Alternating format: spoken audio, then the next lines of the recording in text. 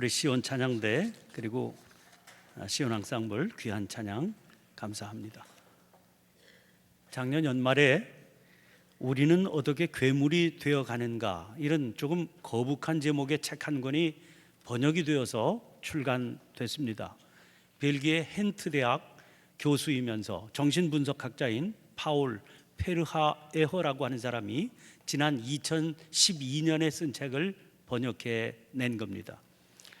그는 요즘 우리 주변에 왜 그렇게 사이코패스가 늘어가느냐, 이런 질문을 던지면서 자기의 이야기를 풀어갑니다. 학교나 직장에서 이유를 알 수 없는 폭력적인 왕따 문제가 하루가 멀다 하고 터져 나오고 있습니다. 엄마가 자식을 학대하고 심지어 폭력으로 죽음에 이르게까지 하는, 감히 생각하기 어려운 끔찍한 일들이 터져 나옵니다. 묻지마 살인은 1년이면 서너 차례씩 터지는 게 보통이 되어버렸습니다. 그 말은 누구든지 그런 폭력의 희생자가 될 수 있다 하는 말이니까 사회가 불안하지 않을 수가 없습니다.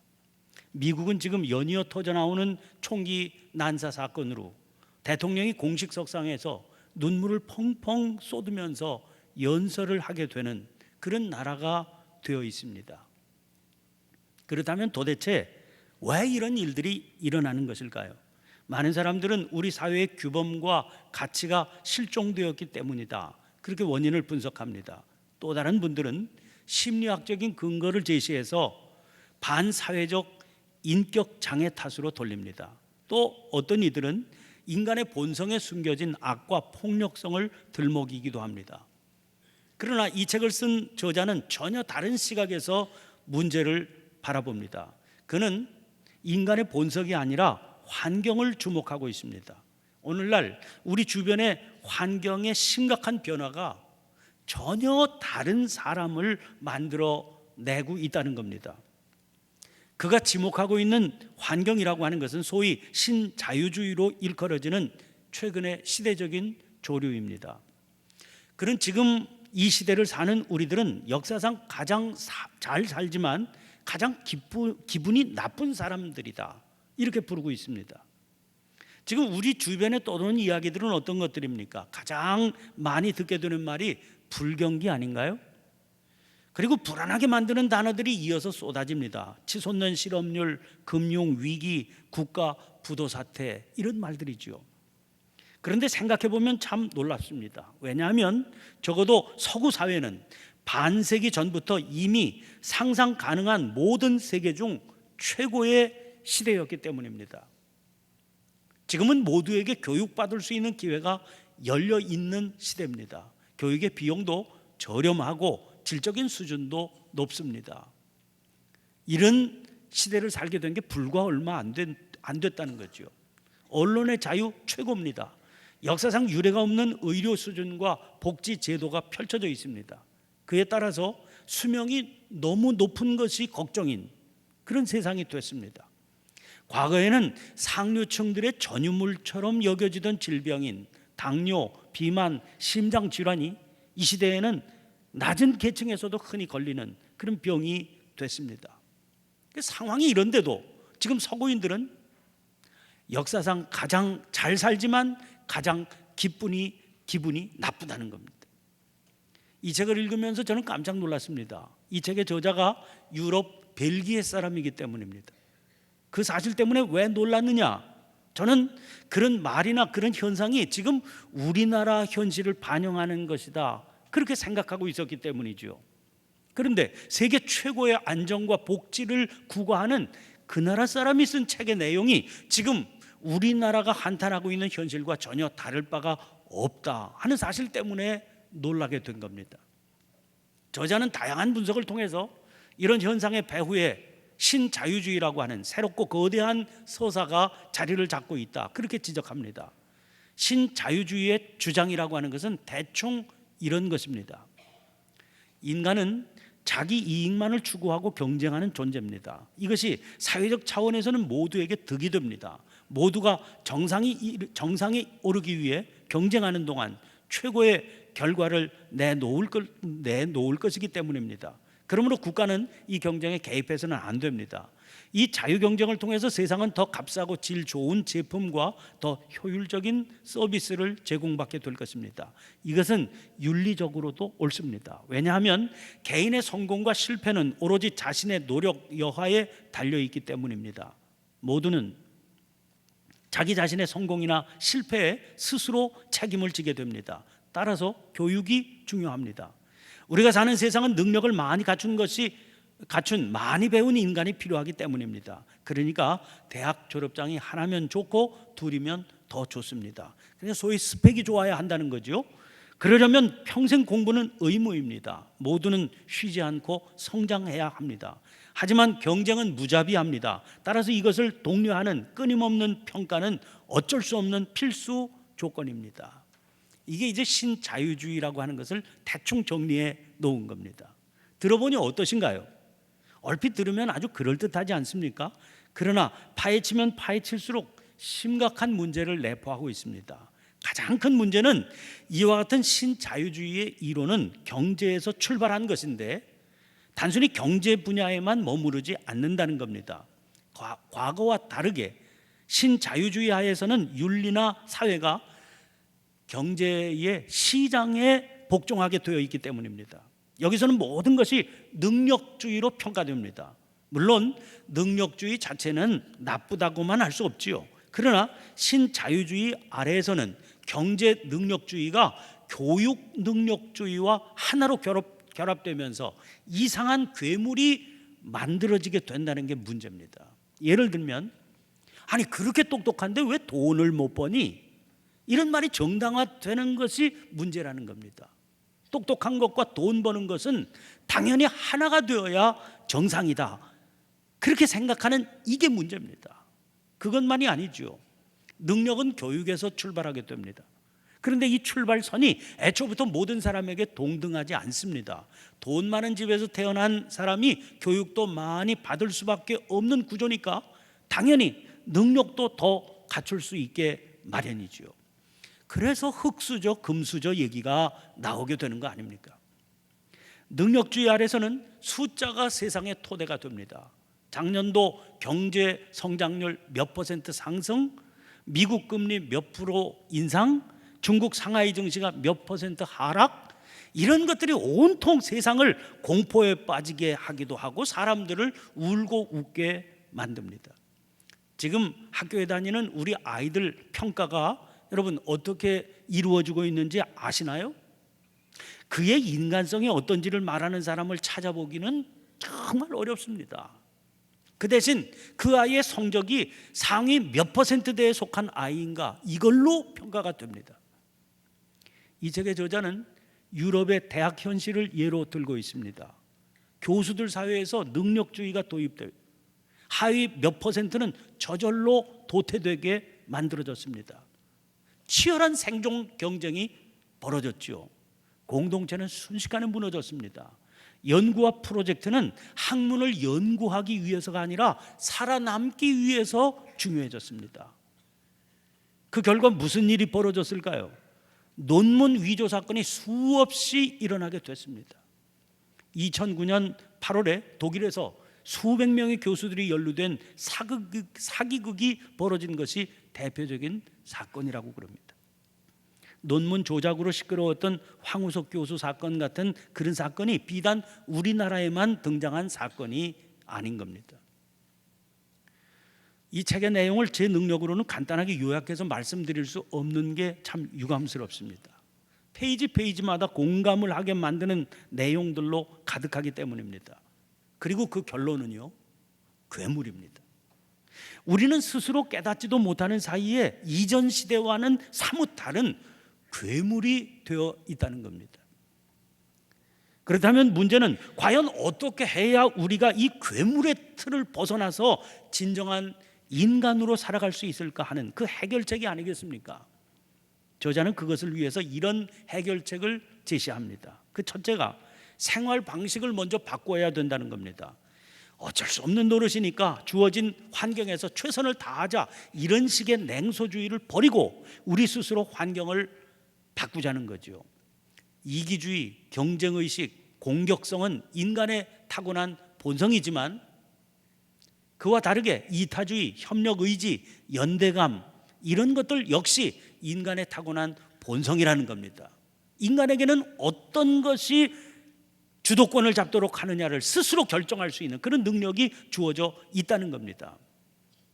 그런데 책을 읽다 보니까 여기까지가 심리 분석학자의 한계라고 여겨집니다.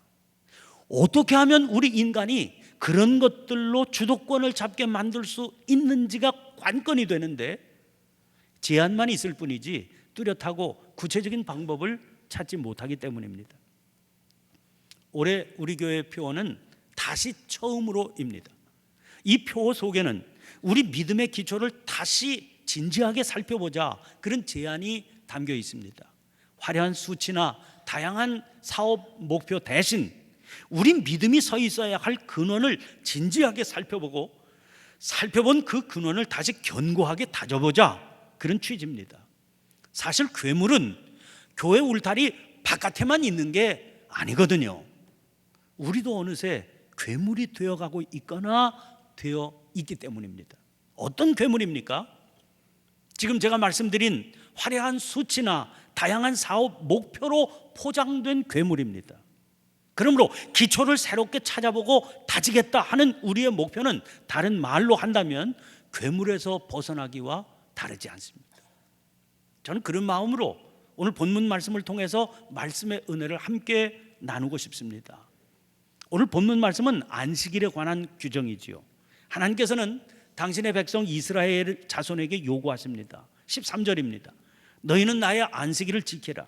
이는 나와 너희 사이에 너희 대대의 표징이니 나는 너희를 거룩하게 하는 여호와인 줄 너희가 알게 함이라.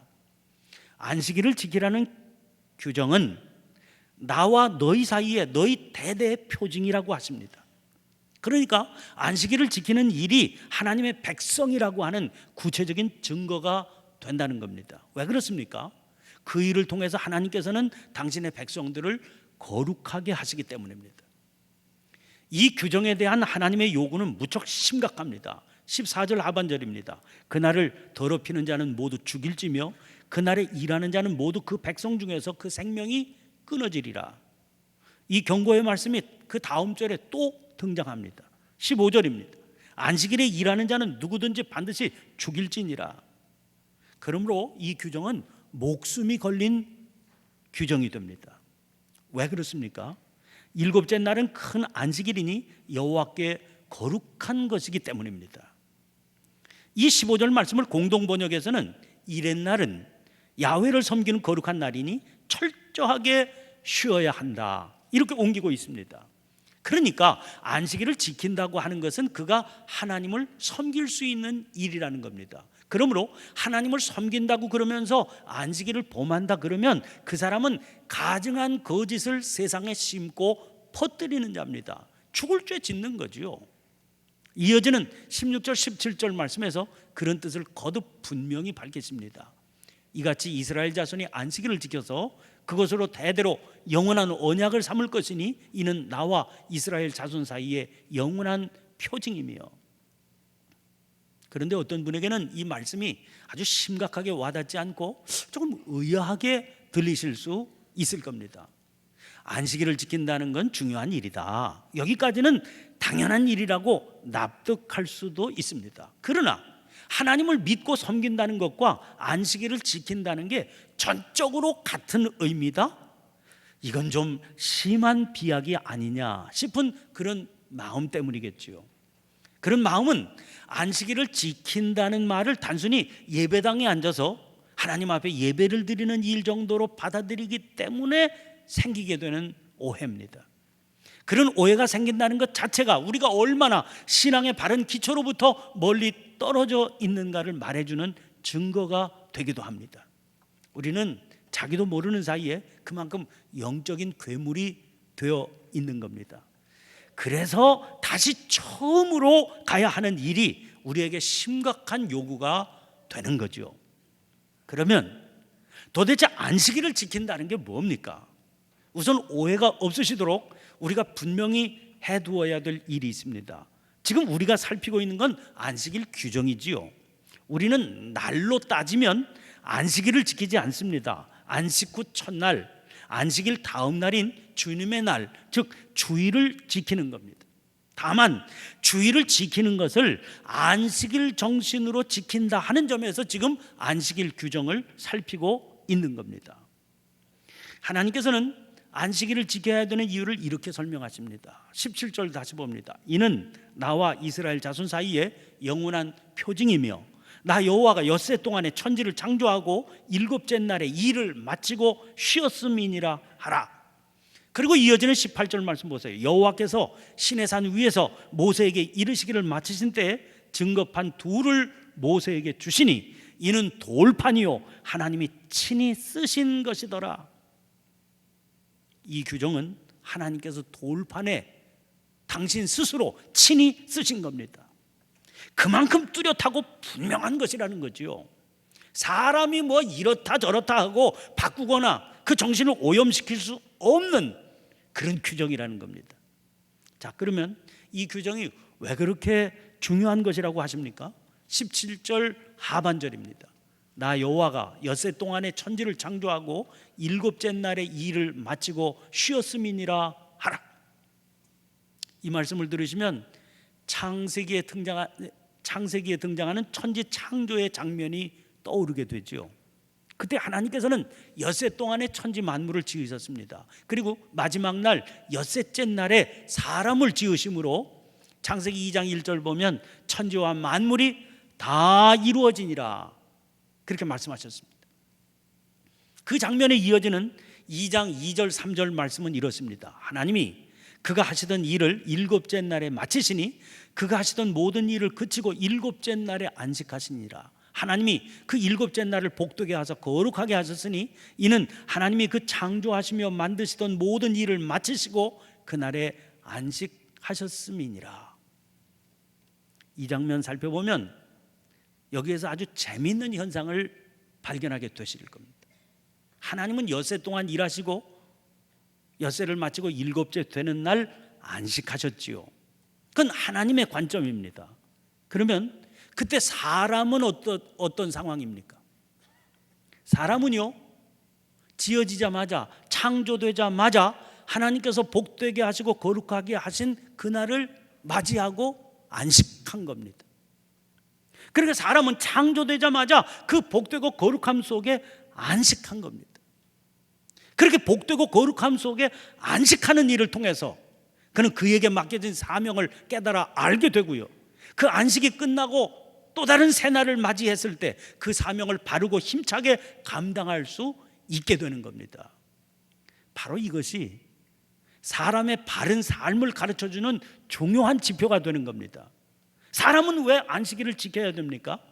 하나님의 복되게 하시고 거룩하게 하신 그날 하나님 품에 머물러 안식해야 되기 때문입니다. 그 품의 안식을 잃어버린다? 그것은 그가 삶의 방향을 잃어버리는 일이 되는 겁니다. 그가 아무리 땀 흘려 수고하고 애를 쓴다 할지라도 그의 삶은 그렇게 해서는 열매를 거둘 수 없는 겁니다. 그는 혼돈 속에 빠져서 괴물의 삶을 살게 될 뿐입니다. 유대교 신학자였던 아브라함 요수아 헤셀은 우리에게 안식일에 관한 깊은 사색을 전해주고 있습니다. 그가 쓴 책 안식의 처음 두 문장은 이렇게 시작됩니다. 기술 문명은 인간이 공간을 정복하여 이루어낸 것이다. 그것은 종종 실존의 본질적 요소인 시간을 희생하여 이룩한 위협이다. 저는 이 짧은 문장에서 우리 영혼을 맑혀주는 음성을 들었습니다. 지금 우리를 괴물로 만드는 게 뭡니까? 한마디로 공간을 정복하느라고 달려온 결과물인 겁니다. 그럴 수밖에 없는 것이 자연 상태의 인간은 공간의 차원에만 머물러 있기 때문입니다. 인간이 이룩한 기술 문명이라고 하는 것은 이 자연의 힘을 정복하고 조종하려는 거지요. 그것은 하나같이 공간 속에서 행해지는 겁니다. 심지어 인간이 만들어낸 종교까지도 공간의 영역에 머물러 있습니다. 산에 산신령이 있다고 믿거나 나무나 숲이나 돌에 신이 머물러 있다고 믿는 생각이 그거지요. 그런 공간의 인식 때문에 우상, 신의 상을 만들 생각이 나오게 되는 것이고, 아니 하나님은 도대체 어디 계시나 이런 식의 질문이 가능하게 되는 겁니다. 성경도 역시 공간을 중요하게 생각합니다. 하나님께서 천지를 창조하신 후에 보시기에 좋았다 하신 것은 이건 단순한 묘사가 아닙니다. 그런데 문제는 시간의 관점이 없는 공간이 문제가 된다는 겁니다. 그렇게 되면 인간은 공간에 굴복하게 되고 사물의 종이 되어서 괴물이 될 수밖에 없게 된다. 이게 문제입니다. 그런데 성경은 공간보다 시간에 더 큰 관심을 갖고 있고, 따라서 세계를 시간의 차원에서 바라봅니다. 그게 성경의 절기를 중요하게 생각하는 이유가 됩니다. 성경의 절기는 단순한 절기가 아니라 역사적인 사건을 기념하는 절기들입니다. 예를 들어서 유월절은 워낙 봄철 축제일이었는데 이날을 애굽에서 탈출한 것을 기념하는 축제일로 삼았습니다. 밀을 추수하고 지키던 칠칠절은 시내산에서 율법을 받은 사건을 기념하는 그런 날이 됐고, 포도 수확을 기념하는 날이었던 초막절은 이스라엘 사람들이 광야에서 머물렀을 때 초막에서 살았던 것을 기념하는 일이 더 큰 의미를 지닌 날이 된 겁니다. 여기서 뭘 알 수 있습니까? 성경은 시간의 성화, 시간을 거룩하게 되는 것을 목표로 삼는다는 겁니다. 히브리 말에 카도시라고 하는 말은 거룩하다 하는 말입니다. 이 말이 창세기에 딱 한 번 등장합니다. 창세기 2장 3절입니다. 하나님이 그 일곱째 날을 복되게 하사 거룩하게 하셨으니. 여러분, 하나님이 뭘 거룩하게 하셨다고요? 무슨 산이나 제단이나 성물을 거룩하게 하신 것이 아니라 일곱째 날, 즉 시간을 거룩하게 하셨습니다. 이게 참 중요합니다. 시간이 거룩해질 때 그 시간 속에 사는 사람이 비로소 거룩해질 수 있기 때문입니다. 안식일이 왜 중요합니까? 누구나 이 세상 떠나서 살 수 없습니다. 그것은 공간의 법칙이 주장하는 엿새에 묶여서 살게 마련이다, 그런 의미입니다. 예수 믿는 성도라고 그래서 그게 다르지 않습니다. 그런데 여기 성도, 즉 거룩한 물이란 뭡니까? 거룩하다 하는 말은 구별됐다, 다르다 하는 말이지요. 도대체 무엇이 다른 이들과 다를 바 없이 이 공간, 세상 속에서 살아가는 그를 다른 존재, 거룩한 성도가 되게 합니까? 그를 그렇게 만드는 것이 안식일을 지킨다는 거, 우리로 말하자면 주의를 지킨다는 겁니다. 헤셀은 이 안식일을 시간 속의 궁전, 이렇게 묘사했습니다. 그의 말입니다. 안식일은 평일을 위해 있는 것이 아니다. 오히려 평일이 안식일을 위해 있는 것이다. 안식일은 삶의 막간이 아니라 삶의 절정이다. 새해가 됐으니까 여러분, 새해 달력 다 받아보셨죠? 그 달력에 주일이 어떻게 표시가 되어 있습니까? 각 주간의 맨 앞에 빨간 숫자로 구별되어서 표시되어 있지 않습니까? 먼저 주일을 지키되 그렇게 구별해서 중요하게 지켜라, 그런 의미가 달력에 이미지로 다 그려져 있지 않습니까? 절에서 나온 달력에도 다 그렇게 되어 있습니다. 몇 년 전에 이스라엘에서 제가 한 달 머무르며 지낼 때 일입니다.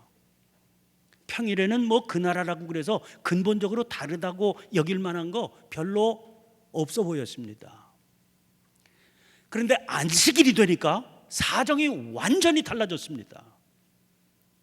전혀 다른 나라, 세상에 오직 유일한 그 나라에 제가 서 있구나 하는 것을 저절로 깨닫게 됐습니다. 딱히 뭐라고 설명하기 어려운 구별된 그런 나라가 되어 있구나, 몸으로 느낄 수 있더라고요. 그것은 이 나라를 지배하고 움직이는 것은 다른 나라들처럼 공간이 아니로구나 하는 거죠. 이 나라를 지배하고 이 나라 국민들을 이끌고 가는 것은 전혀 다른 무엇이로구나 싶은 그런 분위기를 몸으로 느낄 수 있었습니다. 우리는 지금 주일을 맞이했습니다. 그래서 예배당에 나와서 앉아서 예배드리고 있습니다. 그런 여러분에게 제가 묻고 싶습니다. 이 날이 우리에게 도대체 어떤 날입니까? 우리는 우리 스스로에게 묻고 또 이 질문을 또 물어야 됩니다. 이날 우리들이 드리는 이 예배가 왜 중요합니까? 예수님 당시 안식일을 지키는 것 때문에 예수님과 다투었던 바리새인들처럼 되지 않기 위해서입니다. 생각 없이 드리는 예배는 괴물에서 벗어나게 하기는커녕 우리를 더 징그러운 괴물이 되게 만들 수 있습니다. 그러나 우리의 삶을 하나님 장중에 새롭게 맡기며 그분의 뜻을 진지하게 묻고 순종을 다짐하게 될 때 그분의 능력으로 우리는 비로소 괴물에서 벗어날 수 있는 겁니다. 이런 역사가 날마다 거듭될 때 우리는 세상의 희망으로 우뚝 서게 될 것입니다. 우리 함께 예배드리는 이 복된 주일이 저와 여러분 우리 모두를 이 세상이 만들어낸 괴물에서 벗어나게 해주는 축복의 시간, 은혜의 시간, 그런 시간, 그런 날이 되게 하는 은혜로 충만하시기를 축원합니다. 기도를 드리겠습니다. 거룩하신 하나님, 새해를 맞이하고 열흘이 흘렀습니다. 무조건 달리기만 하던 발걸음을 하나님 앞에서 잠시 멈추고 새롭게 시작하게 하신 시간들을 무엇으로 채워왔으며 어떤 것으로 채워가야 할지를 살펴보게 해주시니 감사드립니다. 이런 은혜야말로 주일의 은혜이며 축복이고 이 은혜와 축복이 저희들 하여금 괴물이 되는 것에서 벗어나게 하시는 은총의 사건임을 깨닫게 해 주시옵소서. 두려운 마음으로 주님께 소원하오니 하나님 앞에서조차 달려가던 발걸음을 고집하느라고 하나님의 음성을 듣지 못하는 일 생기지 않도록 저희를 지켜 주시옵소서. 이제 말씀의 능력을 의지하여 주님의 동행하심을 굳게 믿고 세상의 거센 바람에 맞서 담대하게 살아가게 해 주시옵소서. 주일 예배를 통하여 생명의 주인이신 하나님을 더욱 든든히 믿음으로 붙들게 하시는 구원의 주님 그리스도 예수님의 이름으로 기도하옵나이다. 아멘. 아멘. 우리 모두 일어나